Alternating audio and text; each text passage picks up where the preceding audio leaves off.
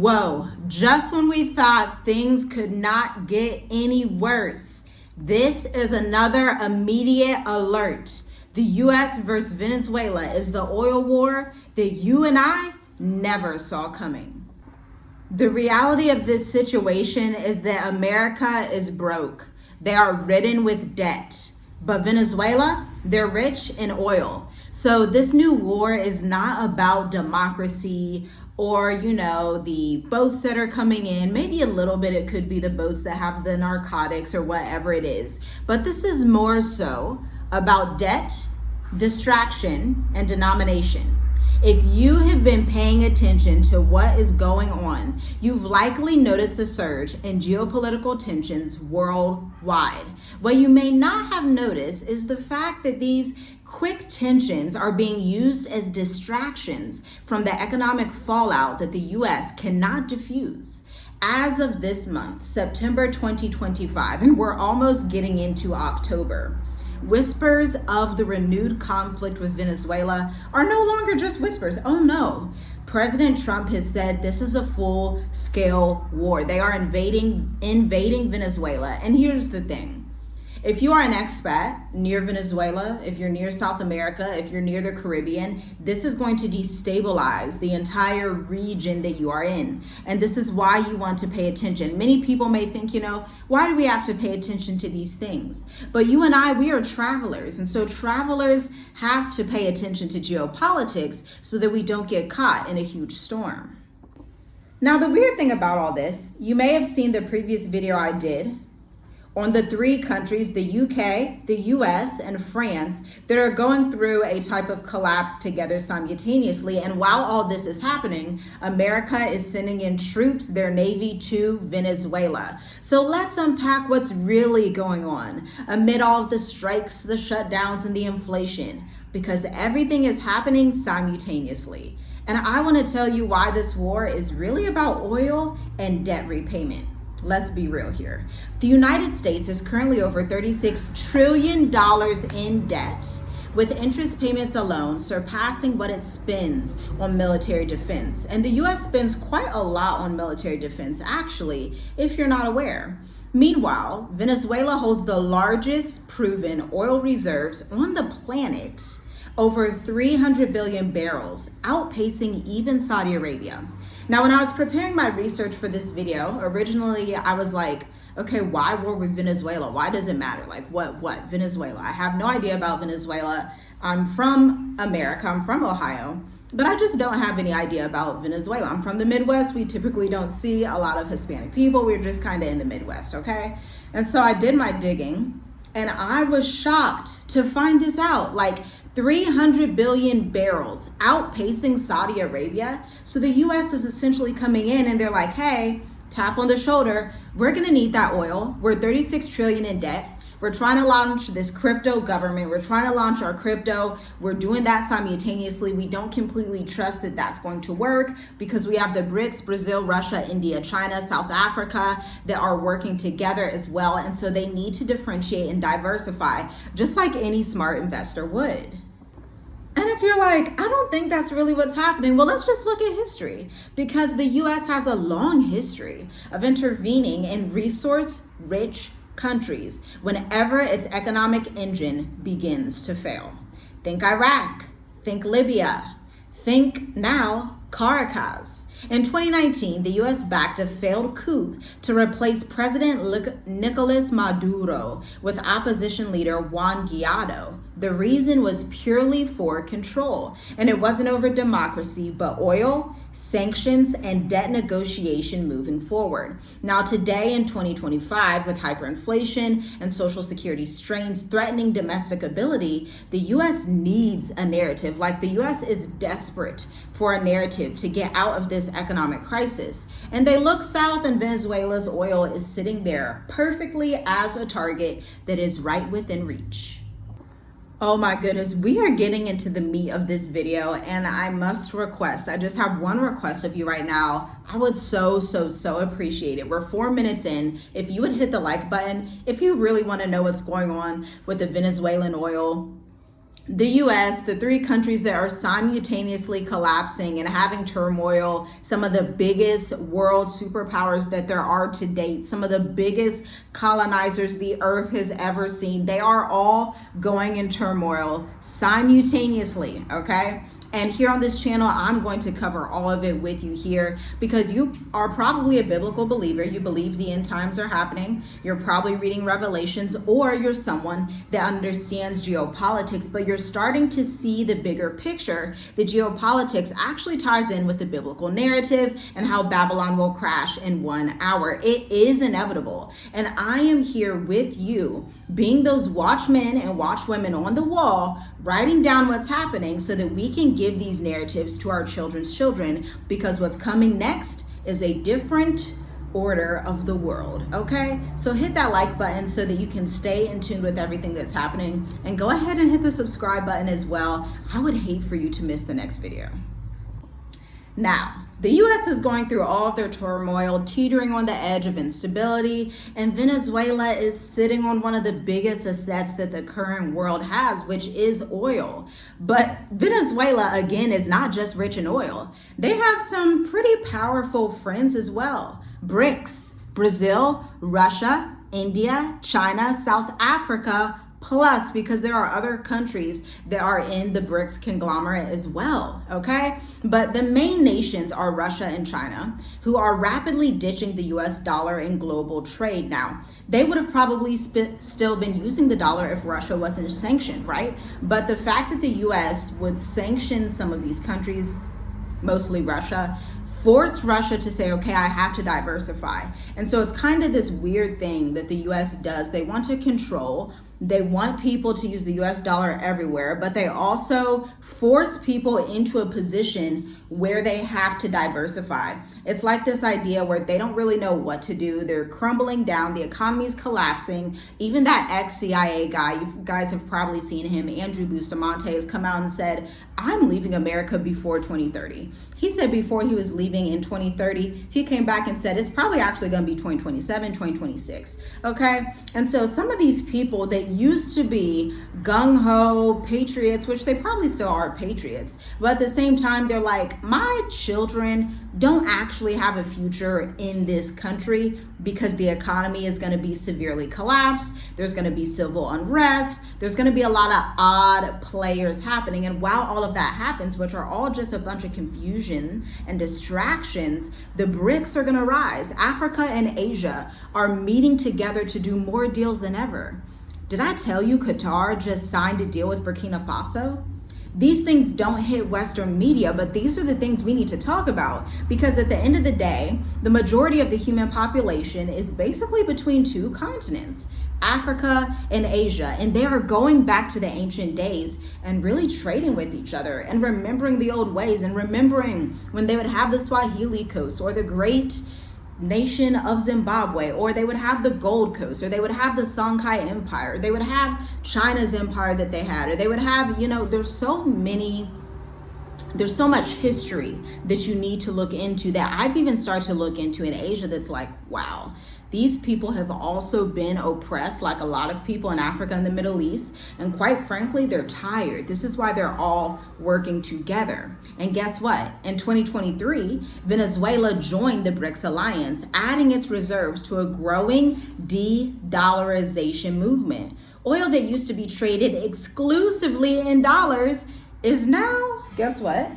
Being negotiated in the Chinese yuan, rubles for Russia, and even crypto-backed exchanges. Somebody leave a comment down below if you are invested in crypto and if you know what this means for the world that's coming in the next couple of years.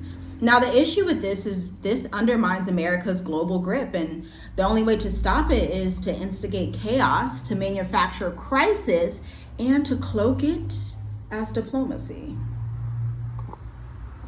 Now, I know you're thinking, wait, Russia and China, did they back Venezuela? And the answer, my friend, is yes. And this is where it gets a little bit dangerous. China has already invested billions in Venezuela's oil infrastructure, including pipelines, refineries, and port modernization.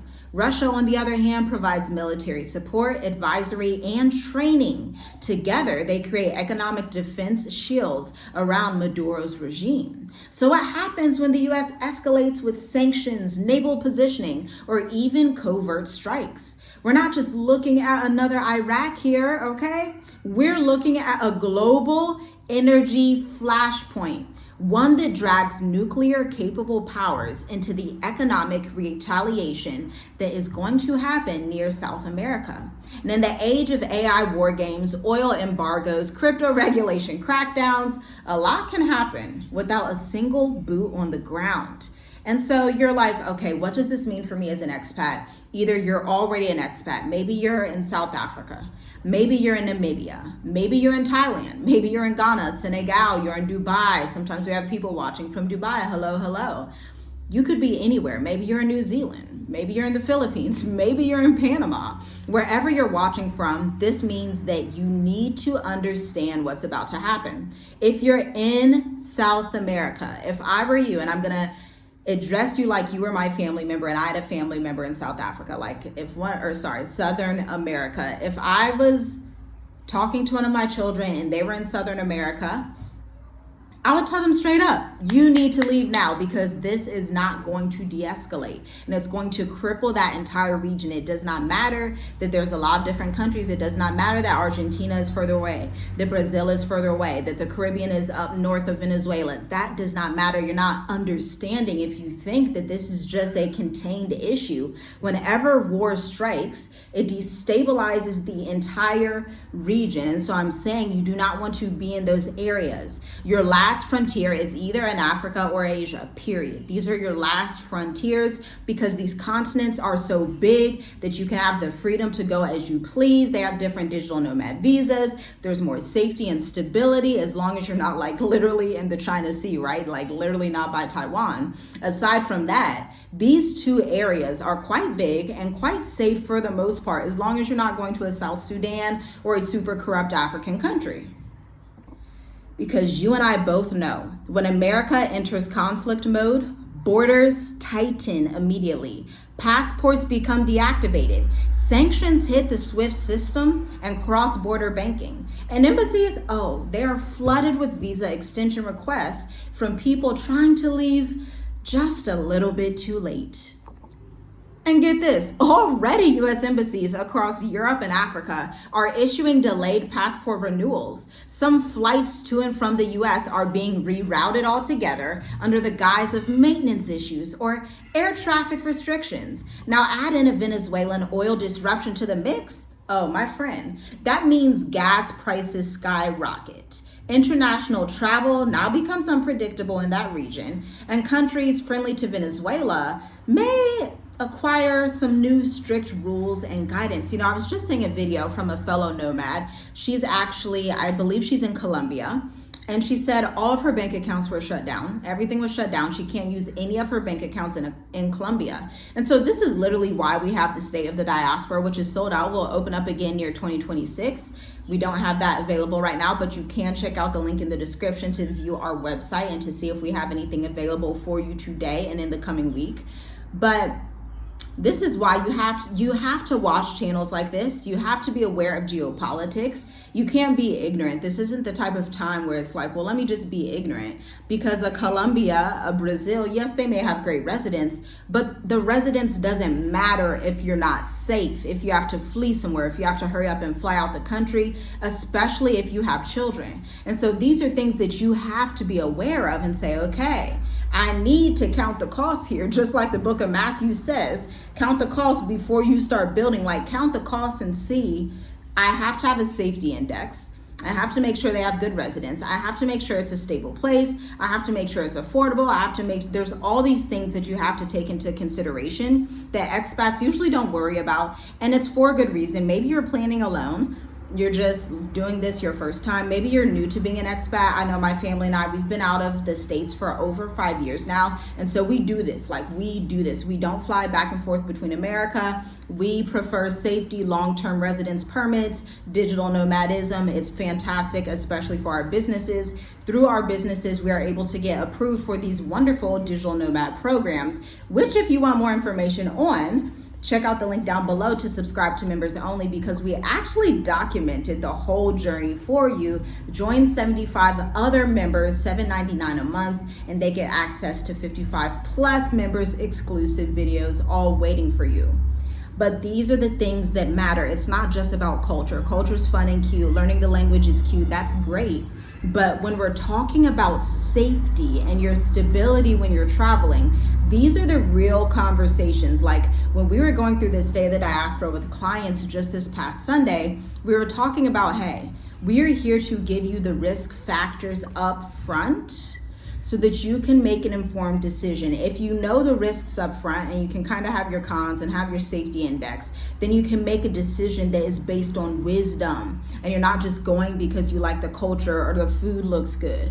These are not good enough reasons to relocate to a place. It has to be in alignment with your own safety matrix. This is what our clients do even in the mature adult intensive, okay? And this affects you, especially if you waited too long to think about life abroad and you're doing this at the last minute. And you know, it's your money and your safety, but this is the cost of global distractions. War is expensive, and when a country cannot pay its debts, it does what America always has. It manufactures distraction. So here's what's being buried beneath the Venezuelan headlines. Get this, U.S. Social Security is projected to be insolvent by 2033. Wow, that's quick, right? I thought we were looking at like 2060, 2050. I could have swore they had another statistic out just last year that said 2050, but now it's 2023. Food insecurity is rising across American urban centers, and we all know, we've seen the headlines, 300,000 jobs were lost in America in Q3 alone, with tech and education being hit the hardest. Home insurance premiums have spiked by 36% in coastal states, and yet the media headlines scream foreign threat instead of domestic decay. But guess what? That's not it. The United States is entering conflict not to protect your freedoms, but protect the creditors. And you don't need to be collateral damage in a system trying to escape its own collapse, which will not happen. The scripture literally says, Babylon will fall in an hour. And this is why it's so important to have that biblical context around everything, because it is really what shows me. I'm not this wise on my own. I read the Bible and then I look at what's happening and then I report both of these things to you. So it appears, oh my gosh, she knows so much, but it's like I'm really reading Revelations. I'm reading the book of Jeremiah, where he's literally saying Babylon is going to fall. It's become a place that is filled with all kind of perverse spirits and these slaves. That it really goes down into a lot of details. Read the book of Revelations in its entirety. And so, you know, the system is trying to avoid collapse, but it's not going to happen. Oh no, it's not going to happen. The BRICS are going to rise, Africa's going to rise, the Middle East is going to rise, and Asia is going to rise. And just based off of the law of reaping and sowing, anybody with common sense knows, okay, the West has reaped a lot of colonization and pillaging over the past hundreds and hundreds of years. And so the next phase is going to look like the opposite of that for the people that were once oppressed by that system. And so you're like, oh, this is so much. What can I do? Maybe you're over 45. You have assets in US banks or real estate. You're considering retiring abroad or taking a sabbatical or being a digital nomad, but you're tired of waiting for politicians to fix what's clearly broken. This is your time to strategically position your family outside of the line of fire. Join the next edition of the Mature Adult Intensive. We are now enrolling. You're going to receive your 40-page workbook. We go over 10 pages every single week because this intensive is 4 weeks long. We are breaking down the least corrupt countries all over the world so that you have an index and a matrix to see where you would like to be positioned, which residency or retirement permits are going to be right for you. We're covering passports, safety, your rights as an expat with weekly Zoom strategy calls to map your plan B. And you receive case studies like real people. For example, one of our clients, Keith, who is age 56, a mortgage broker who moved abroad with peace and purpose from California, even with a limited budget. Because this is about more than just preparing. This is about the next phase of your livelihood. Shalom, shalom. I'll see you in the next video.